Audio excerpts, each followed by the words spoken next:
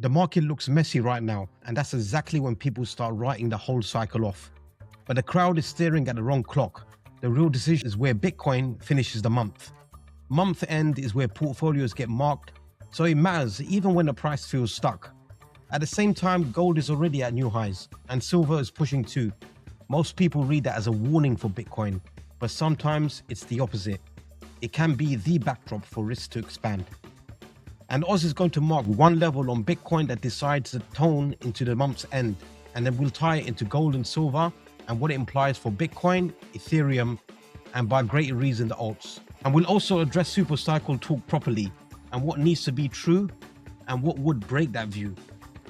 So Oz, when you zoom out, what makes a month end look so important compared to the day-to-day chop that viewers get distracted by, particularly on the back of what's been happening with the FOMC? Yeah, so with the monthly chart, right? It kind of gives you good levels, and especially the monthly closes, right? They give you certain levels, which if price action breaks below it or it goes above it, then you're in a bullish or bearish trend. So since we've had that November low, we've had a couple of months inside for this candle, inside bar candles. It's like a tightening range, so for me, this area here of 83,000, 80,000, it's an important area to hold. You might get wicks like the previous if you look at the previous 3-month correction, and generally what you find is that you sometimes get liquidity sweeps and then you move up. But for me, it's not just the monthly closes that I look at, it's the actual and we're in quite an interesting period at the moment, because you only get this level during the start of the year, which is the yearly level, the yearly open level, and that is so important generally. And I always say the yearly open is such an important level to hold for the year. Last year was a kind of an interesting one. It was quite, I would say, anomaly where you had the yearly open at 93,000, Bitcoin went below it and then regained it again, but then lost it again towards the end of the year. So it was quite, I would say it was a neutral year last year, leaning to slightly bearish because closing below the yearly open wasn't ideal. And this is one of the first times we have a yearly open, last year's yearly open and this year's yearly open very close to each other. So this year's is about 87,000, last year's is 93,000, and it's it's not a surprise that if we zoom in a bit, the first 3 weeks of the year has been trading between these two ranges. So we have the 87,000 level, which price got to in the last week, and the top of this sort of push. I know Bitcoin went all the way to 97,000, but the closes were roughly around the last yearly open. So we're in a quite tight range between 87 to 93, which is quite interesting. But me personally, I'm looking at holding the yearly open and pushing up, and I'll explain what these purple levels are. And these are the more important levels for me in terms of liquidity, untapped liquidity, and where price possibly could head up.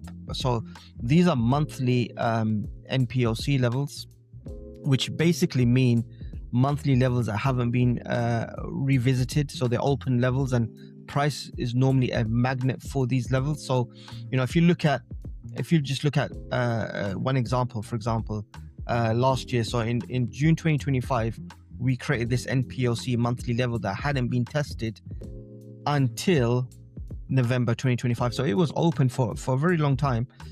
Price kept on going up, and then it came and tested this level here, which was around 108,000. Once it broke below that level, it went to this level here. It broke the 96,000 level, retested it back on the upside, and then went down to the open level, which was around 85,000. And so far, price has not closed below, on a weekly level or a monthly level, below this monthly NPOC, which is a very strong level. The level up after that, or below that, is all the way down here at 69,000. So losing the yearly open and then losing the 85,000 level, on a longer term time frame, not on the 10-minute chart or the a daily chart, I would say more towards the weekly and monthly levels, right? Then you would be looking at going all the way down to $70,000, right? And then the classic bear market would be confirmed. It would be basically into a bear market, which I personally don't think that's going to happen, because I don't just look at levels, I look at many other things, right? Going forward. So if we look at it just on a scale right now, the levels you want to be interested in is 87,000, or this yearly open, which is currently Bitcoin's holding, which is, I think, the most important level of the year. Personally, I think this level is the most important level of the entire year, 87,000, right? Then you got the monthly level, which Bitcoin is just hitting resistance. This is the level which we have is at 90,000, 90,500. Then you have the yearly open for last year and NPOC, which has been tested now. The one that's untested, and the one I think it will get to, is about 115,000. I believe Bitcoin will eventually make its way up, and 115,000 is a fresh level. So the way I look at these levels, and you can go to weekly NPOCs, daily, depending on how you trade, but if you're looking at the longer term levels, these are the monthly NPOC levels I look at. And more importantly, you get one level per year for the yearly open. And if I show you how important generally the yearly open is, you can see, in 2024, trading above the yearly open, was very a bullish sign. Bitcoin went from 42 to 70. You can see back in 2023, Bitcoin from 16,000 all the way up to 30,000. You can see in the bear market quite clearly of 2022, Bitcoin could not hold that yearly open, and then you can see it's a very bearish year. 2021, the yearly open, Bitcoin rallies above it, retests it, and then rallies above it again, to all-time highs. The COVID crash yearly open, you lost it, but then as soon as you gain the yearly open, or Bitcoin gained it, massive bull run. Same in 2019, gained the yearly open, big bull run. Could never get above the yearly open in 2018, bear market, bull market. You can quite clearly see, how important the yearly opens are for Bitcoin, and I don't discount that this year either. So this level is probably my most important level for Bitcoin, and I fully expect it to hold it and continue going higher in 2026. But yeah, these are the most important levels, I would say. If you're looking at levels marked down, around 87.5, you can mark down 90,000, 90,500 as a for this month anyway, untested level, and then last year's yearly open as another big level of at 93, 94,000. You gain, once you are comfortably above these levels, then I think the next major level will be 115,000, which is untested also. But yeah, that's how I look at levels anyway, Doc. Yeah, so purple line on the chart, just for the viewers' benefit, the MPOC level on the monthly is important, and that level, hovering around that 90,600 mark. Whereas what is more important in our view is this yearly open that you can see clearly on the chart, the yellow line, and that is around about 87,550-ish or 87,500 in that region. Now, Oz, we've done and dusted with Bitcoin, showing how important the monthly is, looking at what was expected for the next month and the following months as well. But more importantly here, looking at the yearly open. But what is actually, causing a lot of hype and, in particular fear, Oz, we see this on social media with X, the community on X, talking about investors and how they're viewing gold, and just gold seems to be going crazy, pushing new highs. So what does that usually mean in a bigger picture, and what does it not automatically mean?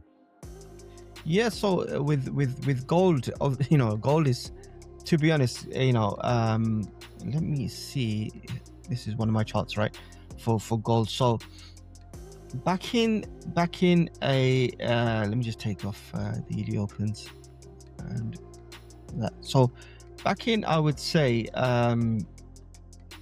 let's go to the monthly because it's a lot easier. So back in, I would say, I think it was January 2025 or February, around that time, 2025. This is the chart I've done, right?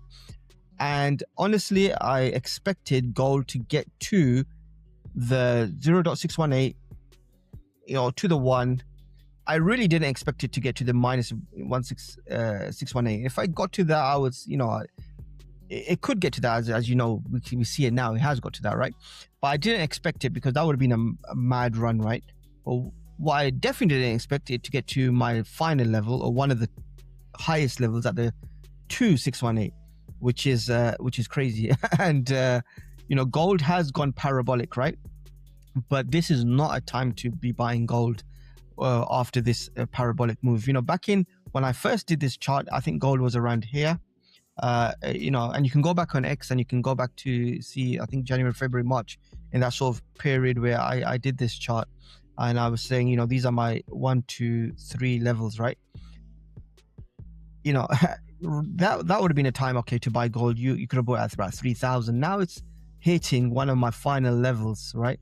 And what we can also see, if we go to the weekly chart, you're seeing, some bearish divergences. Obviously, these bearish divergences haven't materialized. They haven't broken down, as you can see. You can see even with the trend lines here. So you can look at the first trend line to the second trend line, and now this doesn't even have a trend line because it's so steep. So this is like the most parabolic phase. So you can even see from, if I was even try to attempt to do a trend line, it would be something like that, right? So you can see just the acceleration of gold's momentum going up.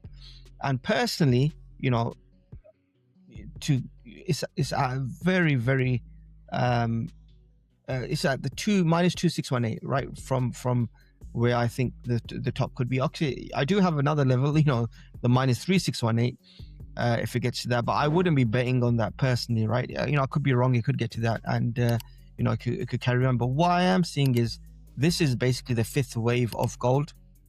You can see it with the bearish divergences, right? You can see it playing out where, this was on the RSI anyway, this was the strongest move, during, October, late October, late 2025. And now the momentum is fading. And I would say once this does fade, it will correct, and gold will, it will correct for months. And I then see crypto really taking off. I don't see crypto, especially Bitcoin. I don't see Bitcoin stalling once gold stalls. I see the rotation happening, and similarly, if you look between August 2020 and October 2023, right? This was about 3 years of sideways chop, until gold really, really broke out. So, August 2020, and if you remember Bitcoin back during that 2020 phase, right? So this was let's go last cycle, right?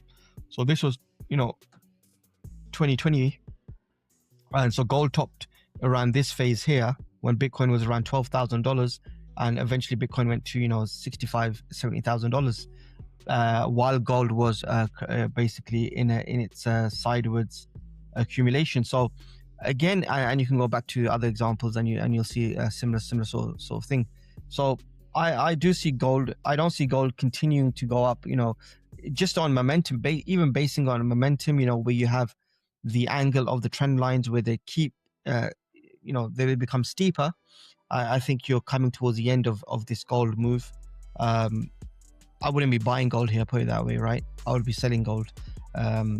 If you're in gold, I'll be definitely taking profits around this sort of area. But yeah, so I see the rotation happening. I don't see it can't last that long anyway. Momentum like this, where things are just going super parabolic, it can't last more than a few months. It's just impossible for it to continue going,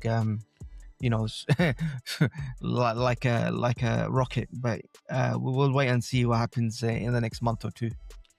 Yeah, interesting one, Oz, because looking at the gold chart, and its parabolic months that it's been having, weeks, months, and so on and so forth, going beyond expectations, even on your fib lines there, Oz,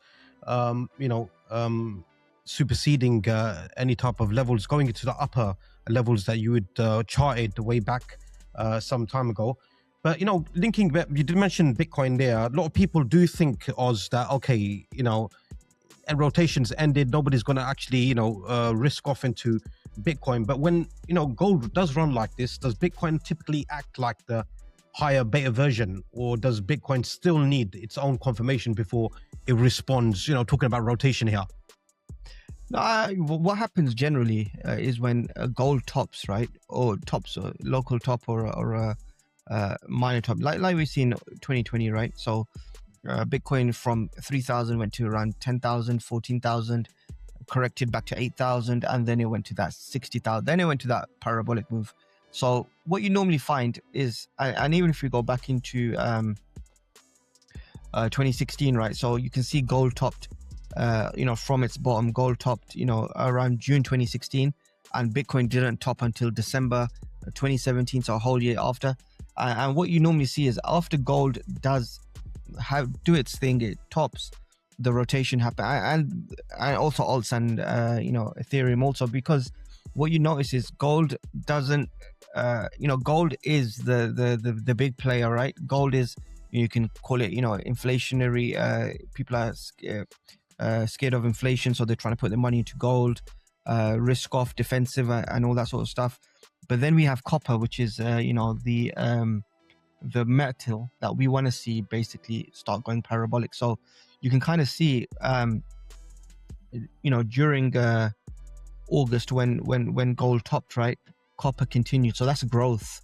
Copper is the growth. Copper is the metal that we want to see push up into all-time high. So copper topped, as you can see, in February 2022, and the first top was in May 2021, and that's when you saw Ethereum, alts, Bitcoin, the whole crypto cycle, going absolutely crazy. So again, we're at in terms of copper Bitcoin ratio, we're at all-time low in terms of the copper Bitcoin ratio,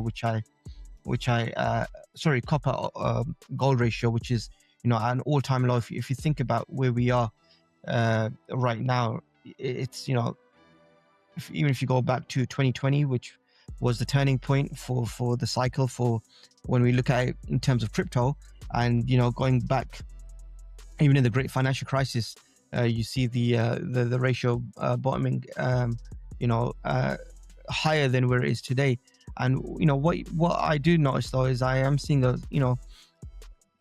as gold is showing bearish divergences, copper gold ratio is showing bullish divergences.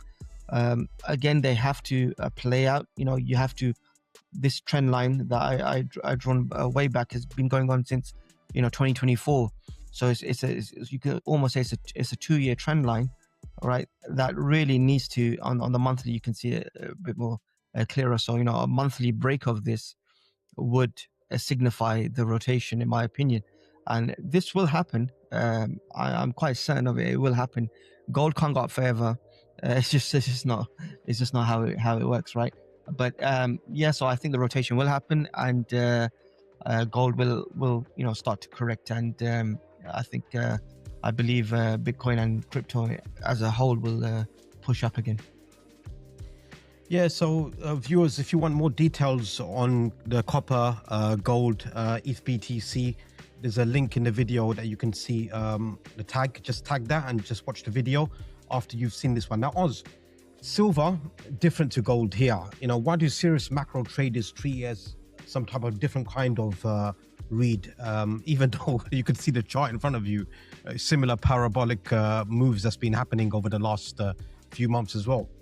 You see, silver is nothing in terms of macro, personally, right? Silver is just it's like the mad scientist of macro, where silver will just, as gold is going parabolic, silver will just go absolutely parabolic, right? And then correct even more than gold. So silver, I don't even think of as a macro signal, personally, right?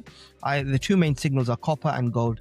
For me, silver just is it's like a shit coin, right? If you term it as a altcoin. So silver is one of them shit coins that when gold's doing well, go into silver, because silver is gonna get you the gains, just like altcoins will. They'll get you the gains, but long term, generally the altcoins are nothing in terms of some die, some continue, and if you really want in crypto anyway, if you really want to build your wealth, you store Bitcoin.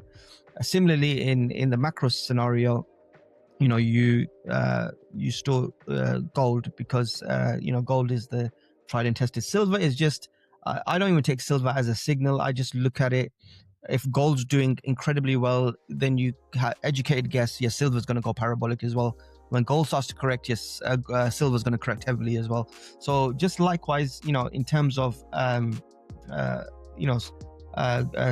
gold, I think silver's basically, you can just see and you can just see similar trend lines with silver. I can probably see about 3 trend lines for silver. You got the first one here, right? And then you've got another one, you could say about a bit more steeper. So then you got a smaller one, but again a bit steeper. Then you got another one here, which was even more. And now I don't know, it's like it's like that, right? So it's just the trend line, just if anybody's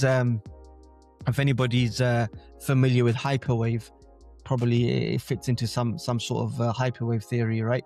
But generally I think silver is just as gold will correct. I see silver in its last wave, and then I wouldn't be buying, just like I wouldn't be buying gold here, I wouldn't be buying silver. I'd be selling silver at this sort of stage, because you don't buy things when things are going absolutely parabolic. But silver for me is not really a macro signal.